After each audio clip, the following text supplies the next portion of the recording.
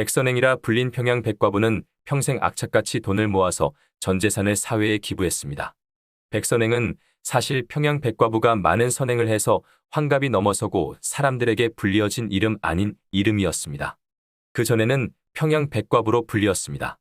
1848년 조선에서 가난한 농부 백지용의 외동딸로 태어났는데 당시에는 미천한 출신의 여성이 이름을 가지지 않는 경우가 많았다고 합니다.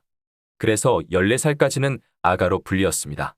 백선행의 아버지는 7살에 죽고 홀어머니는 그녀를 지극정성으로 키웠습니다. 집이 본래 가난하고 제대로 된 교육도 받지 못했기 때문에 그녀는 14살에 가난한 농부인 안재욱에게 시집을 가게 됩니다. 그때부터는 아가가 아닌 새댁으로 불리었겠죠. 이름이 없으니까요. 가난했지만 의지가 되었던 아버지를 잃은 지 7년, 홀어머니와 어린 백선행은 비록 가난하지만 사위이자 남편인 안재욱에게 의지해 살려고 하였습니다. 하지만 그는 병약한 사람이었습니다. 결혼 후 얼마 되지 않아 병으로 앓아누웠습니다. 백선행은 가난했지만 좋은 약을 구하기 위해 백방으로 돌아다녔고 병세가 악화되자 왼손가락을 그어 피를 입에 떨어뜨리기도 했습니다. 하지만 안재욱은 결국 결혼 후 2년 만에 죽었습니다. 워낙 병약했던 남편이었기에 그들 사이에는 아이도 없었습니다. 16세의 과부가 된 평양 백과부는 다시 과부 어머니와 함께 살게 되었습니다. 격변하는 조선에서 살아남기 위해서 어머니와 평양 백과부 백선행은 간장 장사, 배짜기 등 닥치는 대로 일을 하였습니다. 그 와중에 어머니마저 세상을 떠났습니다. 이런 와중에 악착같이 일해서 어머니가 모아두었던 얼마 되지 않는 재산마저 친척들에게 속아서 잃고 말았습니다. 평양 백과부 백선행이 놀라운 것은 정말 돈 한 푼, 사람 한 명 없이 큰 부자가 되었고 그것을 모두 기증했으며 당시 어려운 국내 상황 속에서 안위를 생각하지 않았다는 것입니다.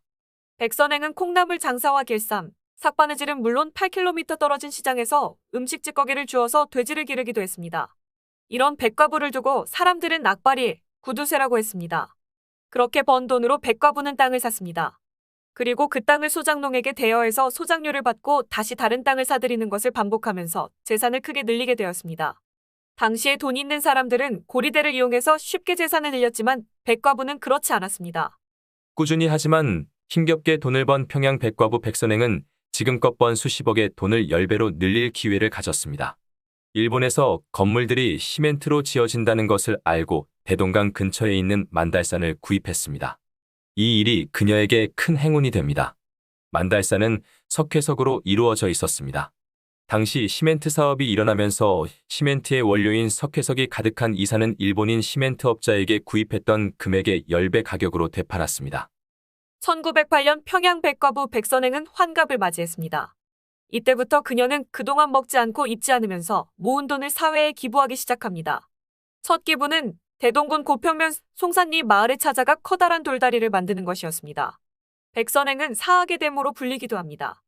그것은 학교에 기부를 많이 했기 때문입니다. 광성보통학교, 숭연여학교, 창덕보통학교, 숭인상업학교에 현재 가치로 수십억에서 수백억의 돈을 기부했습니다. 백선행의 기부는 학교의 경영권과는 무관했습니다. 그녀는 학교 경영에는 전혀 참여하지 않았습니다. 그저 식민지 시절 조선인들을 위해 조선학교에 기부한 것입니다. 그녀는 기독교인이기도 해서 그녀는 대개 평양에 있는 기독교계 사립학교에 기부를 하였는데 당신 평양에 있는 거의 모든 기독교 학교가 백선행의 기부금으로 운영될 정도였다고 합니다. 또 독립운동가인 고당 조만식 선생이 평양의 조선인을 위한 공회당과 도서관을 건축하고자 한다고 하자 현재 가치로 150억 원 상당의 공사비와 운영 비용을 제공했다고 합니다. 그래서 이때 지어진 공회당에는 백선행 기념관이라는 이름이 붙어 있습니다. 많은 구휼활동에도 기부해서 1925년 조선총독부에서 평양 백과부에게 표창장을 주려고 했는데 그녀는 이를 거절했습니다. 당시 사회에서는 쉽지 않은 일이었습니다. 이러한 일련의 일들로 인해서 백선행이 자본가이자 기독교임에도 북한에서는 좋은 자본가라 칭하고 기념하고 영화까지 제작하고 있습니다. 1933년 5월 백선행은 사망했습니다. 그녀의 장례식은 조선 여성으로는 최초로 사회장으로 이루어졌습니다. 사회 각 지도층과 그녀의 기부를 받은 학교 관계자들 1만 명이 참석한 가운데 장례식은 이루어졌습니다. 300개의 화환과 만장 등이 들어선 장의 행렬은 2km나 이어졌습니다. 게다가 당시 평양 시민의 3분의 2인 10만 명의 시민들이 거리로 나와 평양 백과부의 마지막 길을 배웅했습니다. 가난한 작은 여자아이에 불과했던 백선행의 삶이 정말 대단하죠.